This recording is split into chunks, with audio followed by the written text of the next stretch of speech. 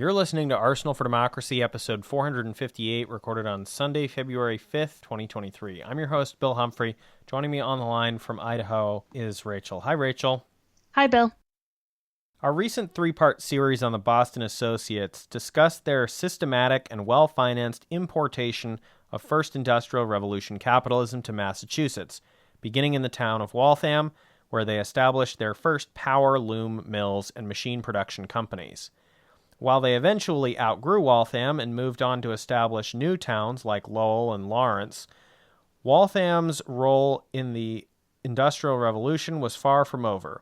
As the First Industrial Revolution was about to turn into the Second Industrial Revolution with the arrival of the American Civil War, a new company established itself in Waltham based off the core tenets of Massachusetts industrial processes, and that arrival would completely reshape Waltham in the rest of the 19th century. Pocket watches were a luxury item for several centuries until 1857, when the American Watch Company of Waltham, Massachusetts, later nicknamed Watch City, developed a mass-production watch with interchangeable parts for cheap and quick repair, called the Waltham Model 57. This had been, after a couple decades of effort in the region, directly adapted from the armory system of mass-produced interchangeable parts for gun manufacturing in the United States, and especially in Massachusetts, which we covered in our episode about that, number 380 from June 2021. In both cases, the piecework cottage industry systems were replaced with factory production lines. As with the weapons production, the watch company had to develop its own machine tools to make and maintain the specialized machines for this watch component production and assembly, and this further contributed to the growth of the emerging and leading American machine tools sector so that other industries could follow suit with mass production of their own things, besides guns and watches. The factory, which produced watches from 1857 to 1950, still exists today as housing. Part of Newton, my city, was offloaded to Waltham because so many factory workers lived in one particular border neighborhood. The area including the factory is now a National Historic District. By 1865, the company was producing 60,000 watches per year, destroying the traditional Swiss watch industry's global market edge and forcing them to pivot to specializing in ultra-high-end luxury production, presumably with matching marketing efforts. Ironically, the Waltham Watch Company ended up opening a factory in Switzerland in the 1950s before actually being bought out in 1968 by a Swiss company.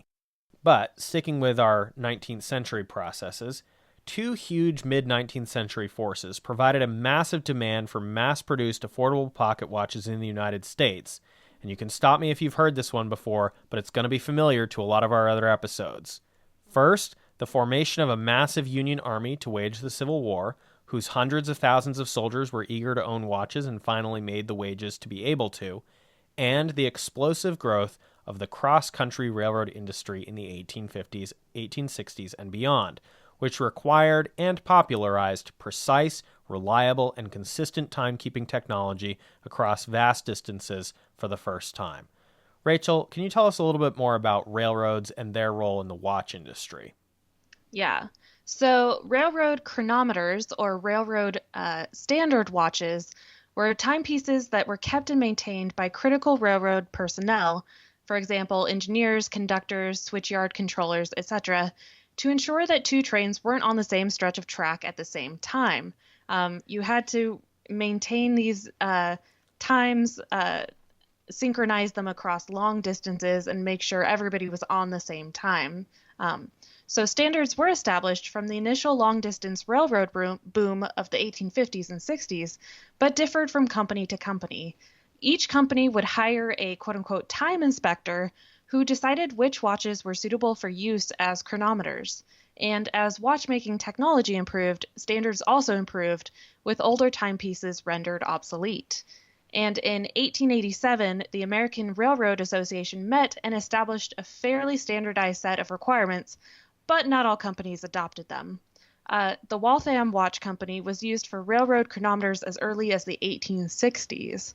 So I'm going to list off a few of the typical standards of the early 1900s, the standards, the features that these watches had to have to be considered appropriate for chronometers.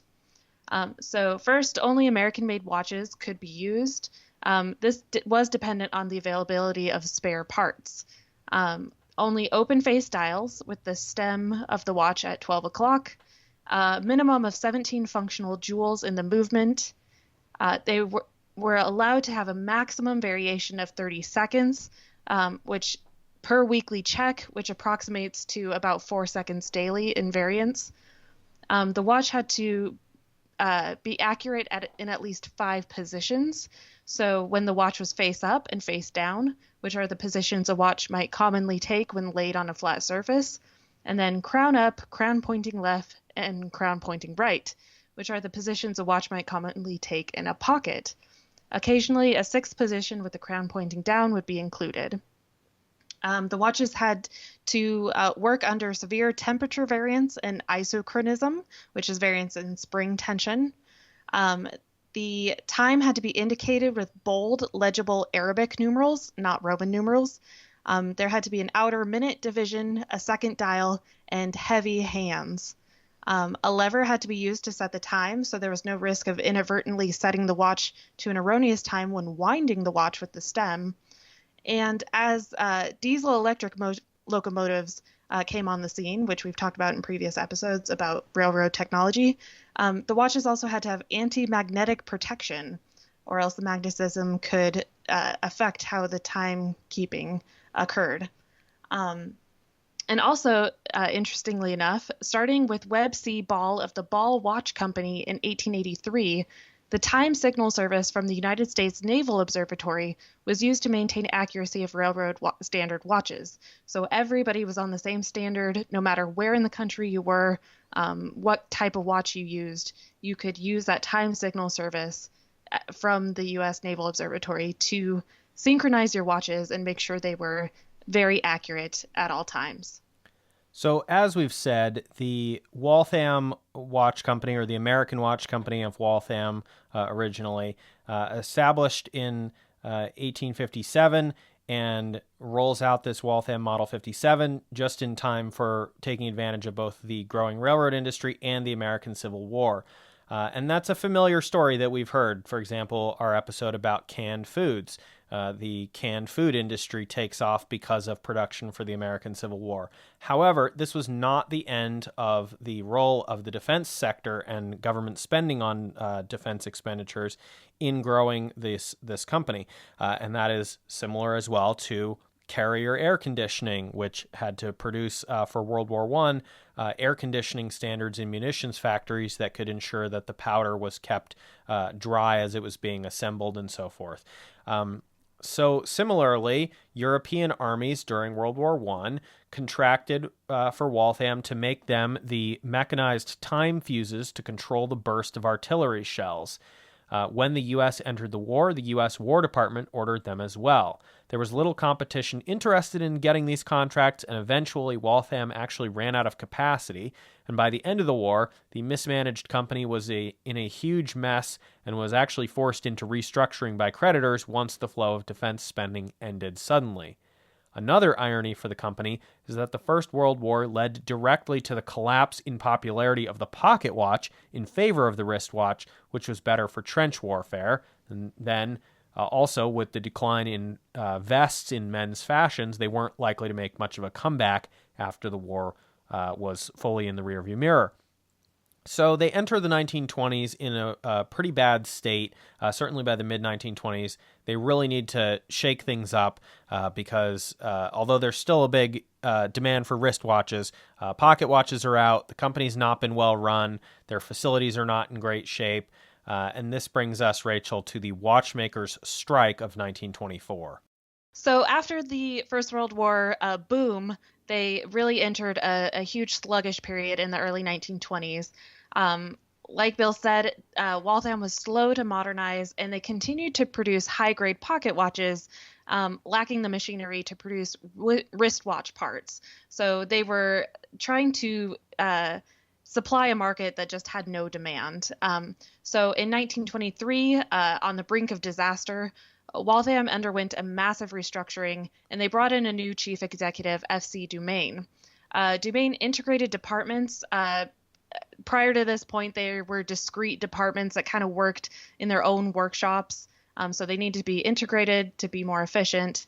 And they also focused on modernizing their product. So this included manufacturing small, new wristwatches at a smaller price point to meet the demand for this new demand for cheap, easy to buy wristwatches, easy to wear wristwatches at a low price point, which was a 180 from their high-end pocket watch manufacturing.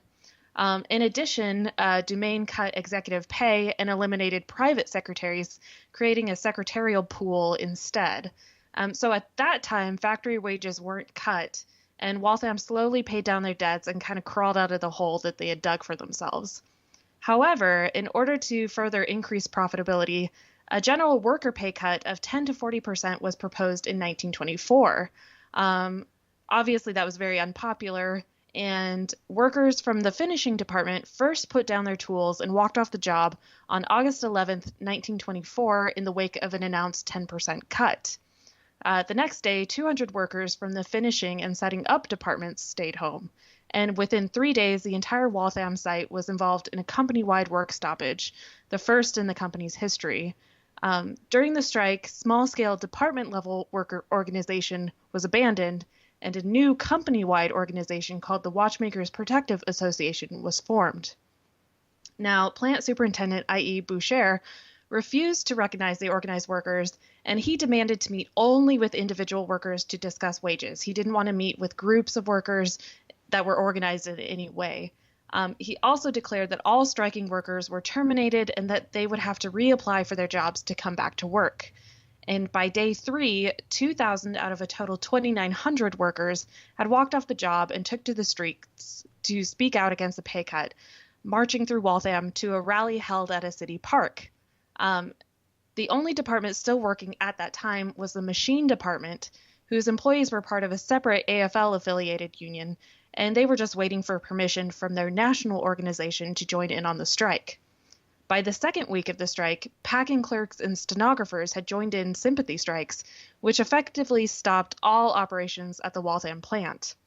As August ended, the stalemate showed no signs of stopping, and workers who had the means to move started traveling to Elgin, Illinois, and Lancaster, Pennsylvania to work for Waltham's main primary competitors.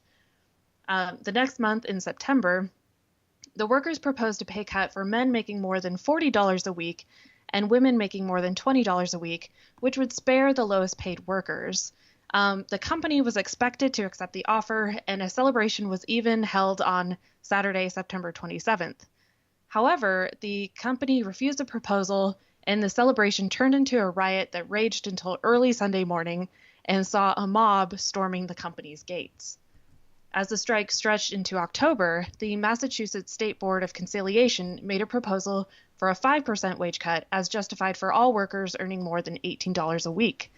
Neither side liked this proposal, with the company still preferring their blanket 10% cut across the board, and the strikers held a meeting where they outright rejected the board's proposal. While the strike lasted through January 1925, the company was able to maintain operations through the use of strikebreakers, primarily new hires. An agreement was made on January 6, 1925 to end the strike. As part of the agreement, the company remained an open shop, but they did recognize the Watchmakers Protective Association, and that comes from the Monthly Labor Review, Volume 20, Number 2, from February 1925. That just is an article listing labor strikes and labor strike results. So they listed this strike as one of the major strikes that happened in 1924. So the company, when World War II rolled around, once again resumed artillery fuse production, those timed fuses. Great business for them. Should have been boom times. Once again, followed by bankruptcy, I guess maybe unsurprisingly at this point. But, again, this boom bust cycle, if you can't pivot out of the defense dependency, then you have trouble.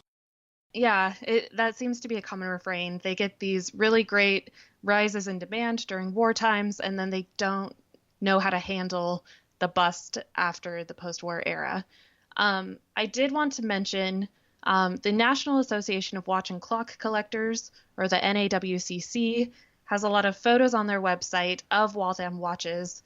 So they had a seminar in 2002 titled Boston Cradle of Industrial Watchmaking, and a lot of photos of Waltham watches were exhibited during the seminar, and they're actually archived on archive.org. And I also found a link to a personal blog of a watch enthusiast, and he actually wrote a monograph about Waltham Watch Company through through their boom times of the 1850s through to the 1920s. So I really enjoyed doing the research on this because watch enthusiasts are so passionate about their subject of interest, and there was a lot of lively discussion about watches, which you might not expect, but watches seem to bring out a lot of passion in people. All right. Well, another interesting first industrial revolution topic from right here in Massachusetts and next door in Waltham. That's our episode on Watch City. Rachel, thanks for being on this week to talk about Watch City Waltham. Glad to be back.